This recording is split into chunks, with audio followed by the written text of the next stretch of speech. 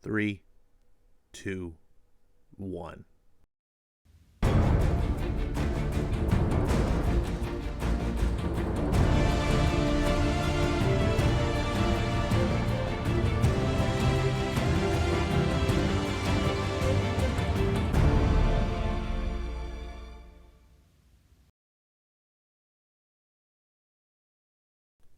What's going on, everyone? Welcome back to another episode of Ash on Comics. My name is Ash, and you're looking at today's comic. This is Nocterra, number 1. Formerly was called Nocturna, number 1. I believe it was Kickstarted or Indiegogo or something of that nature. Whatever, it's crowdfunded. And I don't really support crowdfunded books. And I don't mean that in a way that I'm anti. If you support crowdfunded books, more power to you. That's just not the way I want to consume comics. I'm not wholly opposed on the possibility that I would in the future. For me, crowdfunding is all about you want to do something, but you don't have the funds to do it, so you seek out people to help you. Funding. What I don't like doing is giving money to people who already have the funds. They just want more money. There's been a lot of controversy about that new book, Berserker, the Keanu Reeves book. I did a review of that already. Thumbs up. It's a great book. A lot of people are really pissed off. I'm not really pissed off about it, but I was not about to give that a dime on the Kickstarter because you don't need the money. Keanu Reeves has got millions and millions of dollars. Now, I get it. What they did was use it as a pre-order thing. And it worked. It's over 600,000 copies so far and counting. It's going to be the biggest comic of the year. No questions asked. It's huge. This 600,000 comics today is ginormous. It's not Jim Lee X-Men big, but it's probably bigger than Todd McFarlane's Spider-Man. That's how significant that is. Anyways, I'm not here to talk about Berserker. I was just talking about the Kickstarter thing. I think crowdfunding should be for crowdfunding, not so that you can get a higher profit. But that's me. I'm the consumer. If I was selling the book, I'd probably want a higher profit. Anyways, something to do with the trademark or something. They couldn't call it Nocturna. I don't know the details. They called it Nocterra instead. I think Nocterra is better. Nocturna seems a little generic. Nocterra kind of works. Terra is, if you didn't know, Terra is the name of our planet. It's not Earth, it's Terra. And so Nocturna, the whole thing is about Earth goes into darkness. So, the play on words, it works pretty well. This is by SCOTT SNYDER with art by Tony S. Daniel. This is by Image Comics. This is a premium book. This is really cool. This is what Image Comics once upon a time started out as. Top talent. Actually, better than that, right? It was in Image Comics, it was like a bunch of hot artists with no real writers. This is like one of the top writers in the industry with one of the top artists in the industry doing an original book. Some people are not big fans of SCOTT SNYDER. I hear a lot of complaints that he's really convoluted in his writing. My boy Skip calls him, I don't think he calls him this regularly, but we were talking about him. He called him Snot Rider. It makes me laugh just thinking about that. But I kind of understand why some people don't jive with Scott. Scott is not necessarily one of the greatest writers in the sense that he's not literary. There's many different kinds of writing styles and strengths that you can have as a writer. What I like about Scott is that he understands story structure. He's got fundamentals of telling a narrative, moving a plot, the 3-act structure. He's got all those. Plus, he's very imaginative. His stories, especially in the world of comics, there's a lot of world building, a lot of creativity, which is sorely missing in so many comics these days, especially the mainstream comics where they're needed the most, which exist in massive fantasy worlds, right? DC, Marvel. If you're telling a crime story like Ed Brubaker is famous for and I love, you're telling a story in a real world setting about people in the real world doing crimes. You need the creativity to come up with a good story, but you don't need the creativity to come up with a really interesting world and a setting. It's already all done for you, right?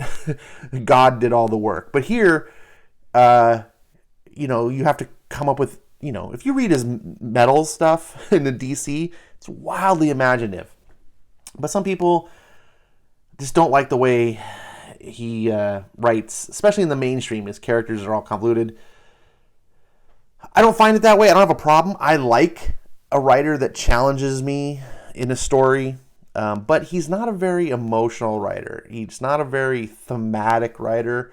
He doesn't use symbolism and metaphor to speak about other things in his writing that get some people to relate to. Some people really like that in their stories. They want a story to reach out to them and have a deeper meaning.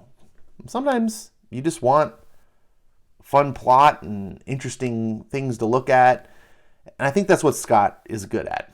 This book, spoiler alert, I found to be excellent. I am admittedly a fan of Scott Snyder already. Most of the stuff I like. I don't think the guy walks on water. He's dropped the ball, but he's never dropped the ball hard. It's just sometimes it's hard to stick the landing. When he did Last Night on Earth, that Batman story, that first issue was one of the best comics that I had read in years. And by the time you got to the third and final issue, it was okay. It just, I think it was actually better than okay, but compared to how great that book had started out, I hope that this is not where this story goes. Now, one of the pluses that this book has going for it, like many of Scott's books actually, is great art. Tony S. Daniel is like one of the top guys in the business. Unfortunately, Marvel and DC can't afford to pay him to do comics, so you don't get to see him, and it's a weird world we live in. This book starts off, and this whole issue is a setup, right? So this first issue is to get you into the story. So don't expect a massive, how do I say not massive? Don't expect to be blown away with story when you read this, because this is the opening. This is like the prologue, I would say. Not even the first act. And it starts off before the big event, which we'll get to here. Let me just read you a sample. It starts off, Denver, Colorado, then. One of the most common questions these days is, where were you that morning? The morning the big PM hit. The stories are almost always the same. I was driving to work and suddenly the sky just... I was cleaning the dishes and this darkness. Okay, 5th grade monsters. Time to move on to the drawing part of the project. Oh my God.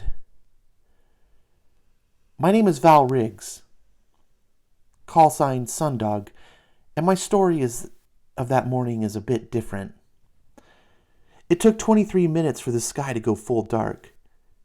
And when it started, I was working on a picture of my family. My adoptive parents, Miguel and Catherine, my adoptive brother, Emery. But I spent the first 4 years of my life in the big PM of my own. I was born just outside Irapuato with severe cataracts, legally blind. Though the condition was correctable, the orphanage couldn't afford the surgery. The worst part about that kind of blindness is that it isn't total. If I glanced quick, I could see hints of things for a split second, before the spots covered them.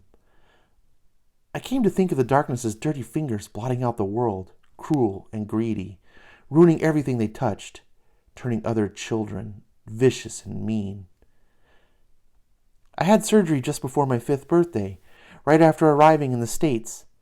The doctors put me to sleep, and when I woke up, poof! Just like that, the dark fingers were gone. And standing there was my new family, Miguel and Catherine and Emery, all smiling at me. Welcome to the real world, Catherine. Welcome to the real world, Catherine said to me. The nightmare is over. And I cried. And that's how the book opens. And then you can see from the pictures here, this is when the dark happens. Where now the kids are getting out of school, parents are picking them up, and they call each year, like how we have it's 2021 AD is our year. They do PM instead because I guess it's when the big PM hit. I don't know if it stands for something, but that's what that is.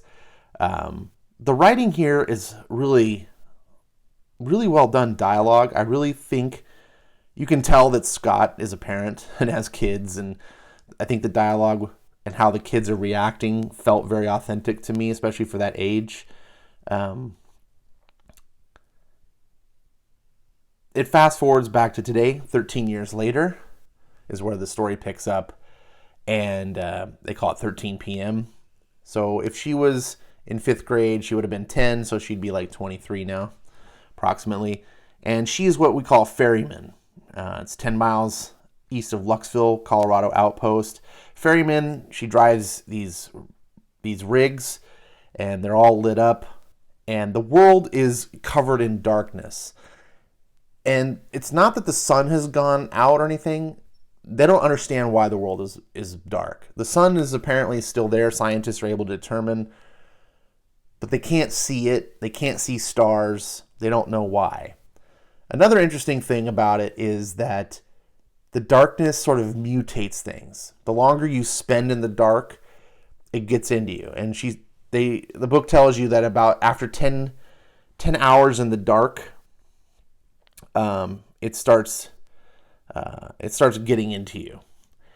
And eventually, in the beginning, you can reverse it, but if it gets too far, then it's too late. You see here, you're talking about, see, in the big PM, any living organism left unlit in the dark for more than 10 hours starts undergoing a biological transformation. Changes into what we call a shade, a monstrous version of itself. Insects, fish, birds, everything. The infection starts in the gums, moves into the blood, the bones. If you catch it early enough, dialysis can sometimes get ahead of it.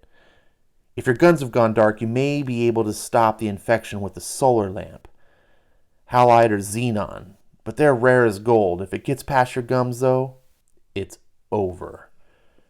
Human shades are the apex. They mix with nothing, live in packs, have their own language. They bring down our outposts when they feel like it. You see one, it's already too late. So there's some exposition here. Scott uses it. Sometimes exposition works. It gets us up to speed. There's some world building. We now know about how the mutation, just the important parts about the mutation.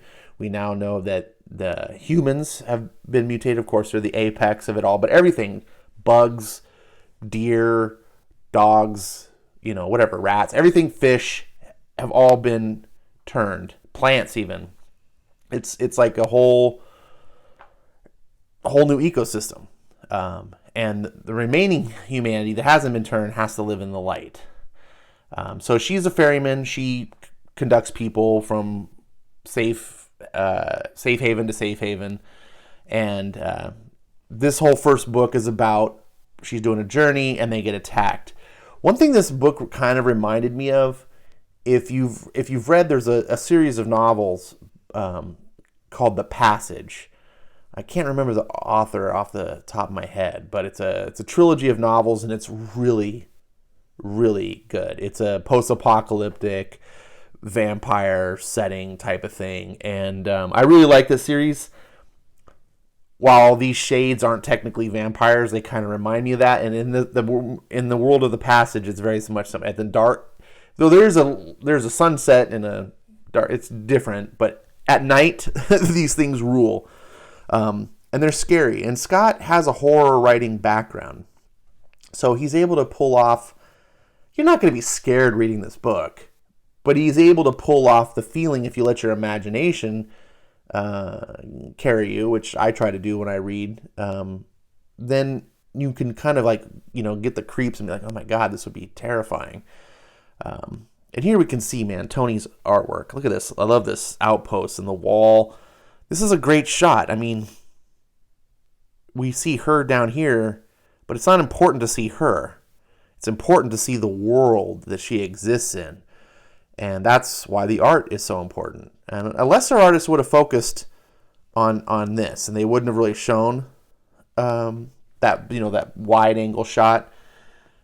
So approval. Same thing goes in here. We can see the inside of the town. These are all important things that you want to see to get lost in the world building.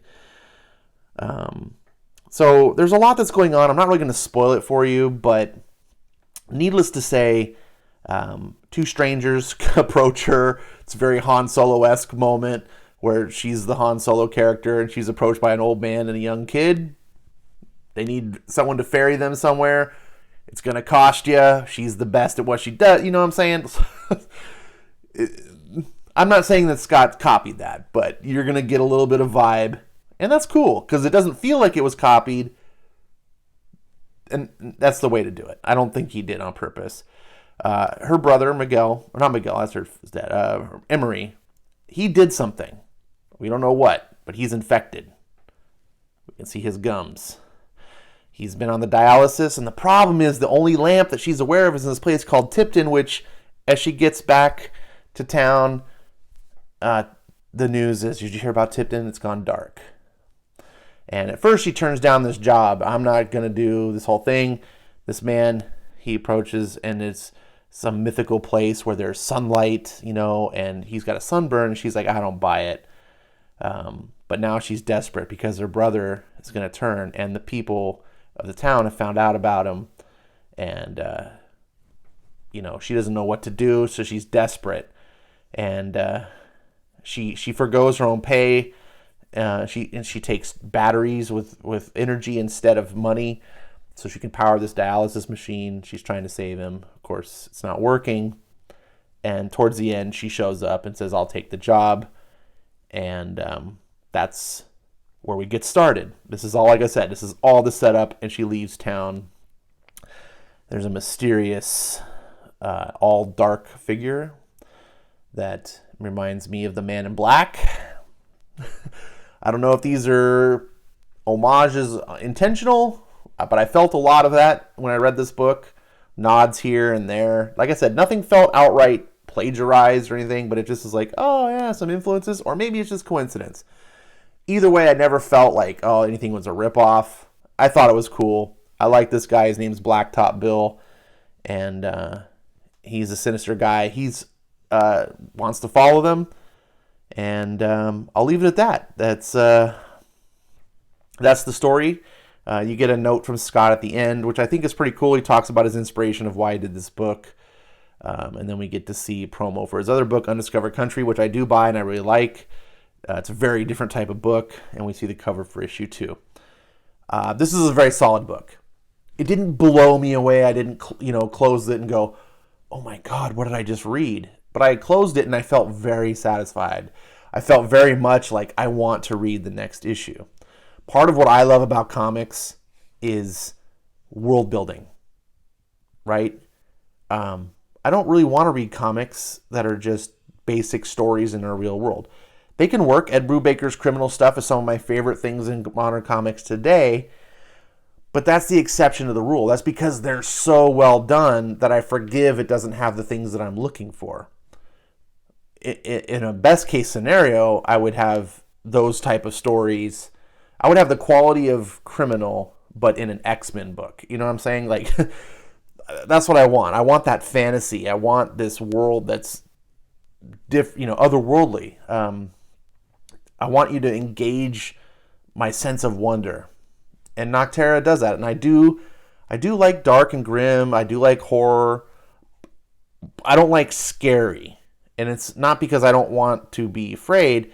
I think a lot of horror, like in Hollywood, focuses on the scary and not the actual horror aspects. For me, horror is more about the impending doom, the H.P. Lovecraft style. You can't escape it. You're doomed, you know. And Nocterra seems to deliver that. I think there's going to be a lot of adventure, a lot of interesting discovery of who different characters are and their motivations. Why has the world gone dark? You know, I think they're going to really explore that. I have faith in Scott based on what he's done with books like Undiscovered Country. This is a 4-star book. Very solid. For some people, it might even be 5-star. They may be loving it. It's top-notch production all around. Solid writing. Interesting story. I don't have much to really knock it. The only reason I can't give it 5 stars is because it truly didn't just blow me away. But some people might. So $3.99. I think the first issue. I think the first issue might have been $4.99, but it was a thicker issue. Let's see here. 30. What do we got? 36, 35 pages. I'll have it down in the comments below how much it was. I don't have it to tip my fingers, but thanks for watching. Tell me down below what you thought of this book. Did you like it? Do you want to read more? Did you not pick it up, but now you're interested? Whatever you have to say. Let me know. I love reading the comments. I read everything. So there you go. Take care.